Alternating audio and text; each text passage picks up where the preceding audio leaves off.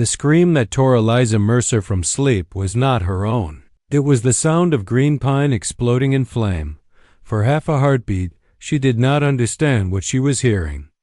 The mountain wind howled through the high valley as it always did, rattling the shutters, moaning down the ravine like some old animal searching for a place to die. But this sound was sharper, angrier, wood splitting under sudden heat, fire finding breath. Then the smell hit her resin smoke. Scorched wool. Eliza was on her feet before fear could finish forming. 30 years of hard winters and harder work had taught her to move first and think later. She dragged on her boots without lacing them, seized her father's old rifle from the wall, and reached for the door. Heat slammed against her palm. She jerked back, heart hammering, eyes stinging. Firelight pulsed through the cracks between the logs, painting the one-room cabin in a hellish orange glow. Sparks hissed against the window like thrown gravel. Outside, something collapsed with a roar that shook the rafters. Someone had set the cabin alight. Not lightning. Not accident. She knew the smell of careless fire. This was oil and pitch. Deliberate. Eliza! A man shouted from somewhere beyond the flames. "Get out now." The voice cut through the roar like a blade. She wrapped her shawl over her mouth and nose, dropped low, and kicked the back door open with all her strength. Cold air slammed into her lungs as she stumbled out into knee-deep snow, coughing, half blind. The night sky above the ridge glowed red, smoke boiling upward in thick columns that turned the stars dull and distant. The cabin roof was already gone. Flames climbed the log walls like living things, devouring years of labor in seconds. Her loom hand-built, every peg carved, collapsed inward with a burst of sparks. The sight struck harder than the heat. That loom had been her living, her proof that she did not need a man's name or permission to survive in this valley. Eliza! She turned, rifle half raised. A man stood at the edge of the clearing where the aspens thickened, his horse tied loosely behind him. He did not run toward her. He did not shout again. Silas Mercer removed his hat. Her ex-husband's face was calm, almost regretful, as if he were observing a storm he had predicted but could not stop, for a moment. The world narrowed to the space between them, the burning cabin at her back, the dark timberline behind him. The wind shifted, throwing sparks into the snow, where they died with soft hissing sounds. "You shouldn't have stayed," Silas said evenly. Eliza tasted blood where she'd bitten her tongue. "You did this." He did not deny it. That hurt more than any lie. "This land was always meant to be cleared," he continued. "Mills, roads. Not a woman squatting in a shack pretending she owns the mountain." Her hand shook not from cold, from fury so sharp it threatened to cut her open from the inside. "You signed the property over," she said. "In front of the magistrate. In front of witnesses." Silas smiled faintly. "Men sign many things when they're angry. Courts understand that." The cabin gave a long, tortured groan as the last supporting beam cracked. Fire surged higher, throwing heat against Eliza's back. She did not step away. "This won't make me leave," she said. Silas's eyes hardened. "It already has." He replaced his hat, turned, and walked back into the trees as if he were leaving a churchyard, not the ruins of a life he had tried to erase. Eliza sank to her knees in the snow as the cabin collapsed entirely, sparks flying like a swarm of angry insects. The sound echoed off the mountainside, rolling down into the valley below. By the time help arrived, there was nothing left to save. Men from the river camp came running with buckets and shovels, faces grim in the firelight. Someone wrapped a blanket around her shoulders. Someone else cursed Silas's name under his breath. Eliza barely heard them. She stared at the ashes until dawn, crept pale and thin over the ridge. Morning revealed what the fire had spared, and what it had taken. The stone hearth still stood, blackened but upright, like a stubborn old sentinel. Everything else was ruin-charred timbers, twisted iron, snow melted into dirty slush.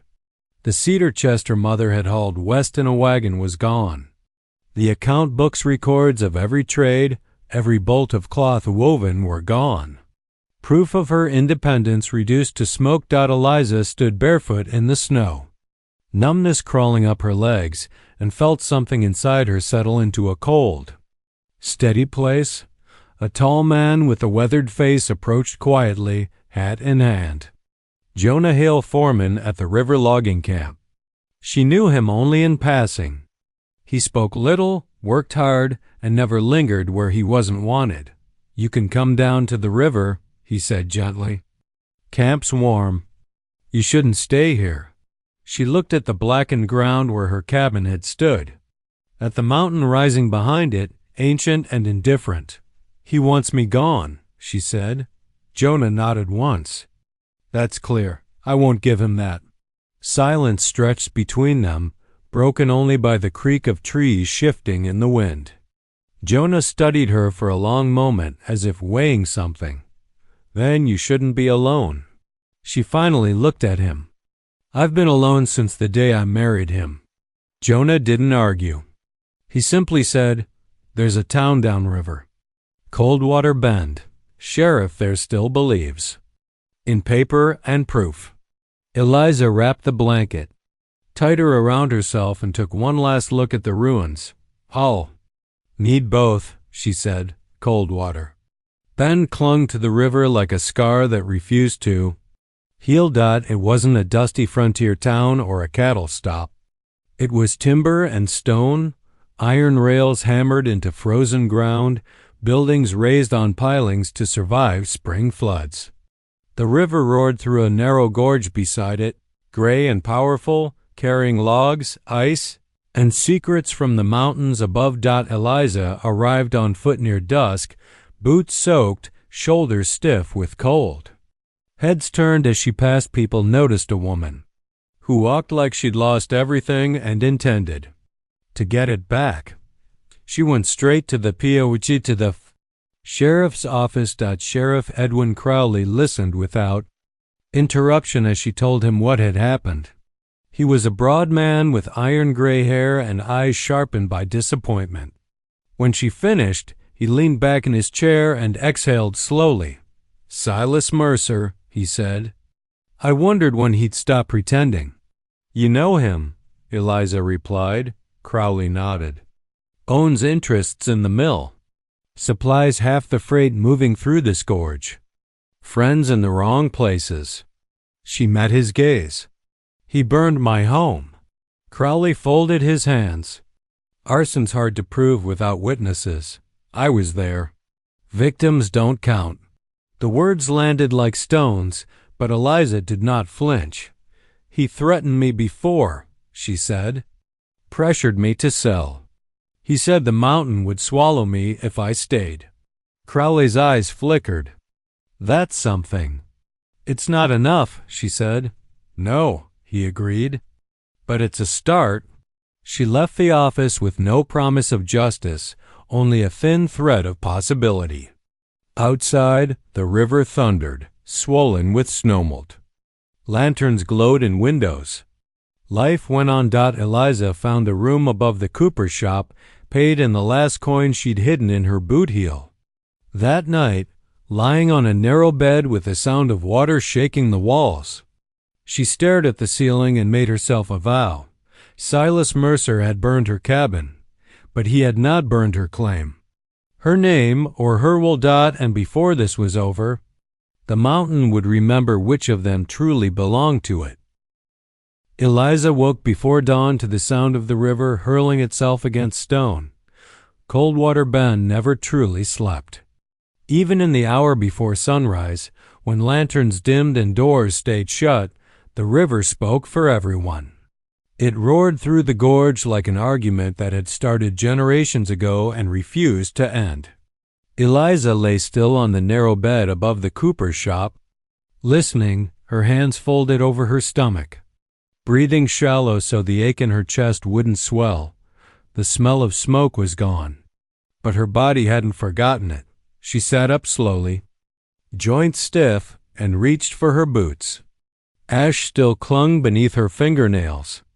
No matter how many times she washed, she could feel the cabin on her skin, as if it had burned itself into her dot by the time the sun crested the eastern ridge. She was already dressed and out on the boardwalk. The air was sharp with pine sap and wet iron. A mule team clattered past, hauling sawn planks toward the rail spur. Men nodded at her, some curious, some wary. Word traveled quickly in a town shaped by water and rumor. She went first to the general store. Eliza purchased paper, ink, and a ledger, spending money she could not afford to lose. She needed records, again needed proof that she still existed in this place beyond smoke and accusation. As she stepped back onto the street, she nearly collided with Jonah Hawley. He caught her elbow without thinking, then released it just as quickly. "Morning," he said. She studied him for a moment. In daylight, he looked more worn than she'd realized, lines carved deep by wind and work, eyes steady and watchful. Not handsome in the polished way Silas once was, but solid. "Real. You followed me down here," she said. "Someone had to make sure you arrived," Jonah replied. "And the river camp shut for 2 days. Spring surge." She nodded. "You didn't have to." Jonah shrugged. "No, but I wanted to." They walked together toward the sheriff's office, boots thudding against the planks in uneven rhythm. Eliza told him about the night, about Silas's words, about the calm in his voice. Jonah listened without interrupting, jaw tightening the further she went. "Fire's not his only weapon," Jonah said finally. "It's just the loudest. What else does he have?" she asked. Jonah hesitated. "Influence. And something he's been moving through the gorge at night." Her steps slowed. "Moving what?" Jonah glanced around, lowering his voice. "Crates. Heavy ones. Marked, but not for timber." Eliza felt a chill that had nothing to do with the river wind. Silas had always been careful. Burning her cabin wasn't just cruelty, it was distraction. They reached the sheriff's office. Sheriff Crowley was already awake, sleeves rolled, coffee cooling untouched on his desk. He looked from Jonah to Eliza and sighed. "I was hoping you'd leave town," he said. Eliza met his gaze. "I was hoping you'd do your job." Crowley studied her a long moment, then motioned them inside and shut the door. "Talk," he said. Jonah did. He described the night wagons, the guarded routes through the upper gorge, the way Silas's men avoided the mill yard and moved straight toward the old mine tunnels north of the river bend. Crowley's expression darkened with every word. "You're certain?" the sheriff asked. "I don't guess," Jonah replied. "I watch." Crowley turned to Eliza. "If this is tied to the fire, it changes things." "It is," she said.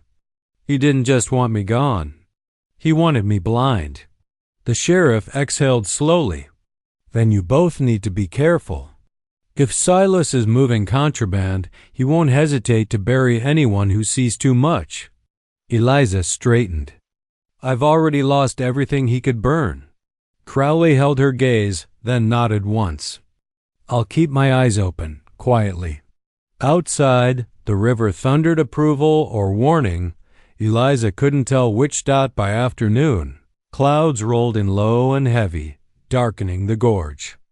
Eliza spent the hours copying what records she could recall from memory lane boundaries, trade agreements, names of those who had paid her fairly and those who had not. Each word felt like reclaiming a piece of herself. As dusk settled, Jonah returned. "I can show you," he said. "Show me what?" "What he doesn't want found." They left town as the lamps were lit, following a narrow trail along the river's edge. The gorge tightened ahead, stone walls rising like clenched fists. The sound of the water grew louder, angrier, until conversation became impossible. They climbed above the river where the trail split, ascending into a stand of dark firs. Snow lingered here, crusted and gray. The air smelled of cold iron and damp earth. Jonah stopped before a break in the rock face, a half-collapsed mine entrance hidden by deadfall and moss. "Here," he said. Eliza's heart pounded.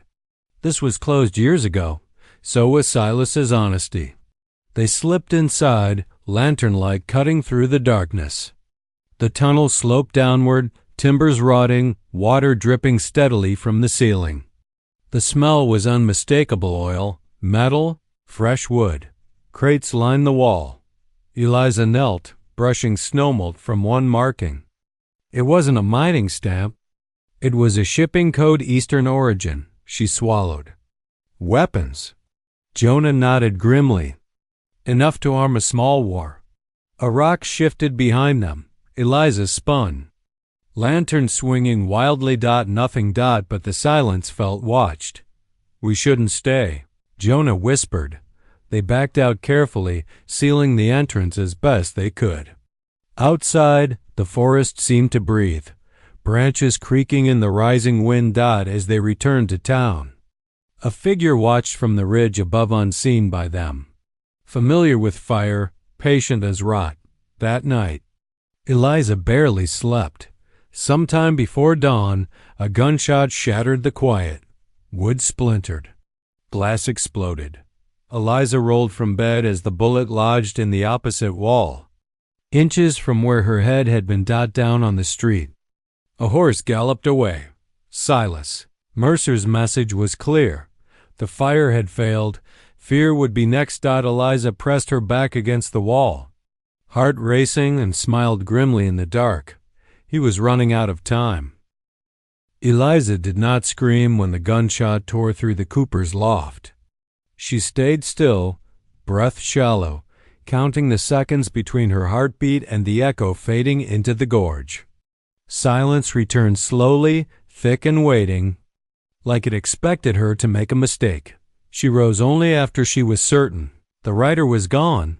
The bullet had torn a clean hole through the wall, buried itself in the far beam. She touched the splintered wood with 2 fingers, then wrapped her shawl tighter and descended the stairs into the street. Lanterns flickered in windows. A door cracked open across the way, then closed again. No one came running. Coldwater Bend was brave when it had to be. It was also careful. Jonah was already there when she reached the boardwalk, rifle in hand, eyes scanning the darkness. "You all right?" he asked. She nodded once. "He's done hiding." Jonah's jaw tightened. "Sheriff needs to see this." Sheriff Crowley arrived moments later, coat half-buttoned, revolver drawn more from habit than hope. He examined the bullet hole, then the muddy hoofprints leading toward the south road. "That wasn't a warning shot," Crowley said quietly. "That was meant to end you." Eliza met his eyes. He missed. "For now," the sheriff replied. By morning, the town buzzed with tension sharp enough to taste. The mill whistle blew late. Men gathered in tight knots, voices low. No one said Silas Mercer's name out loud, but it hovered everywhere. Like smoke you could not see but knew was poisoning the air. Crowley summoned Eliza to his office before noon. "I've sent word upriver," he said. "Federal marshals," quietly. Eliza leaned forward. "You think they'll come?" "They'll come if there's proof," Crowley answered.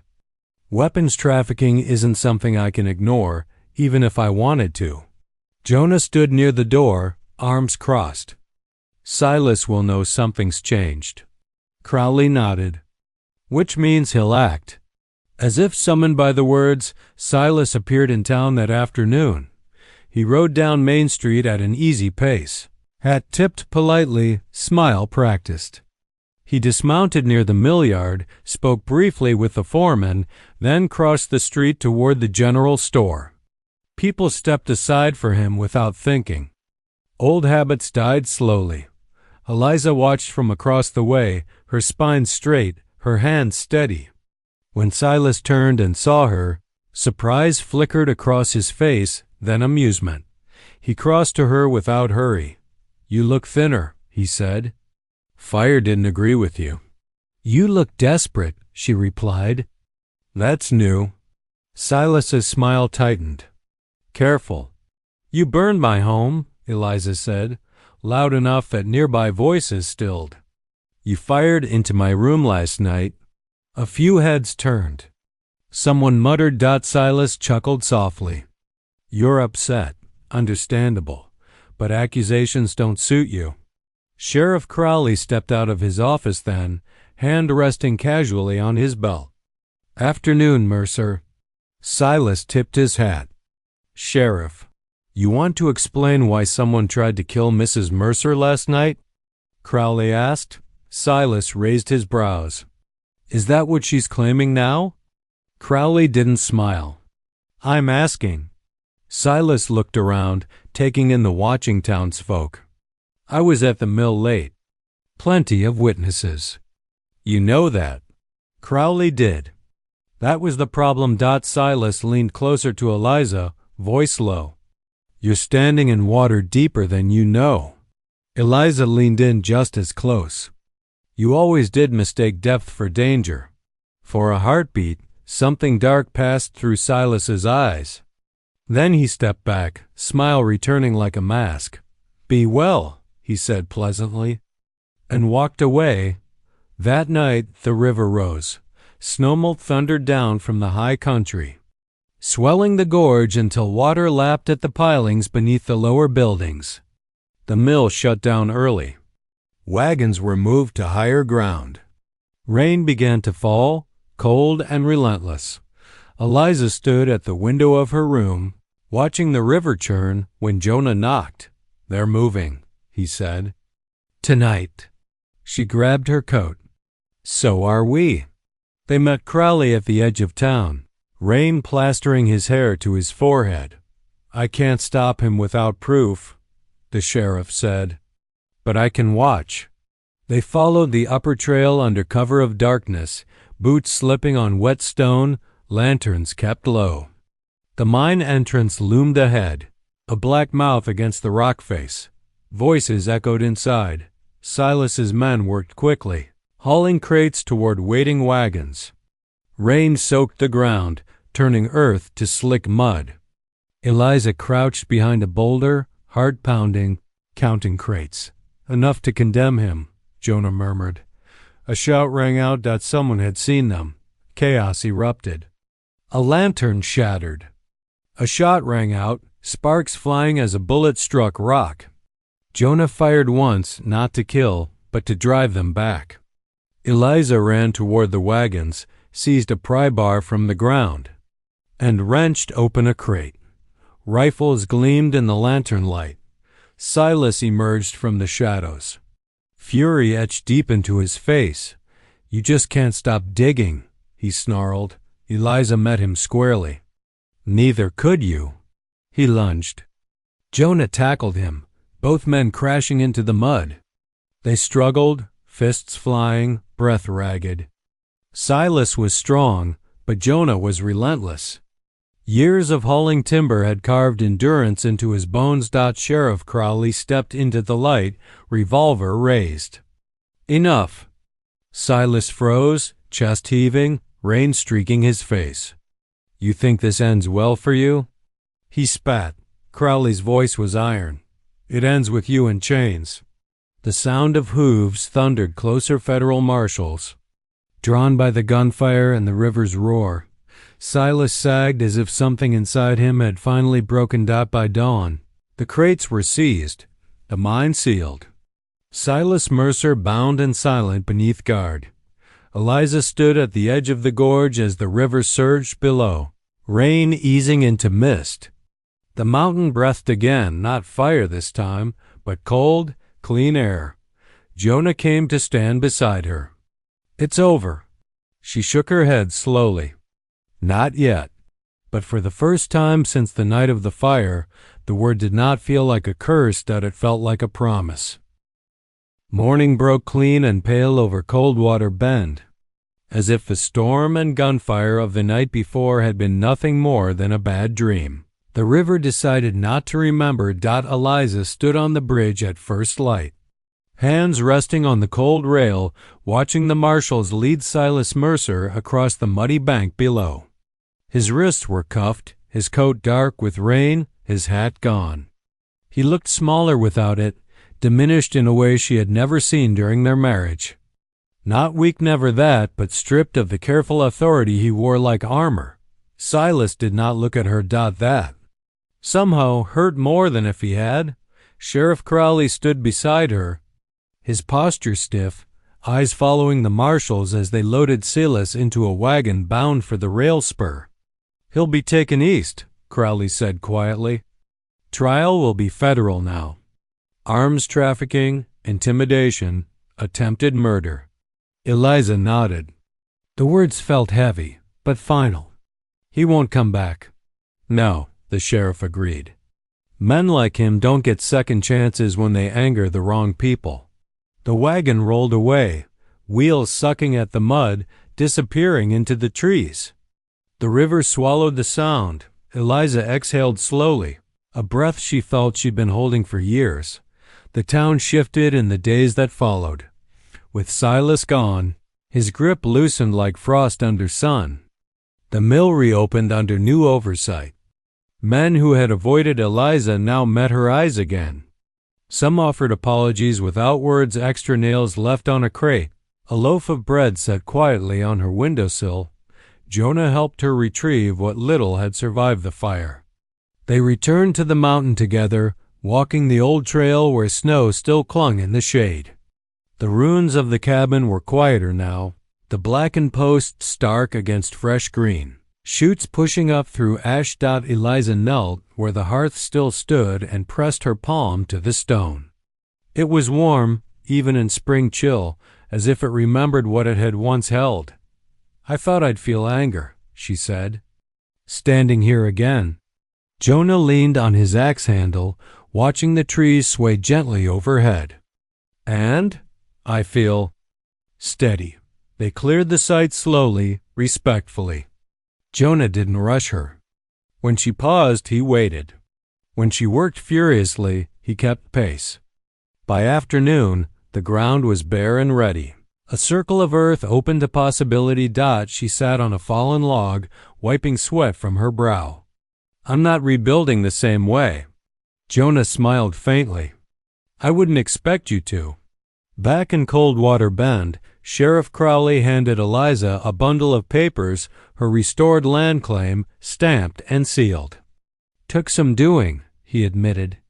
"But truth has a way of surfacing when it's patient." Eliza traced her name on the page. "Thank you." Crowley studied her for a moment. "You going to stay?" She met his gaze. "This land nearly killed me." "That means it's mine." He chuckled softly. "That's the most convincing argument I've heard." Spring deepened. Snowmelt eased. The river settled into a powerful, constant rush.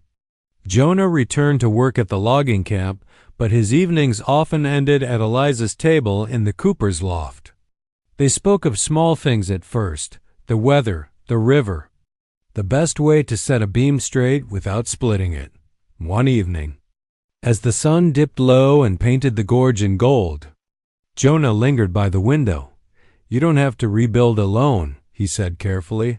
Eliza looked at him.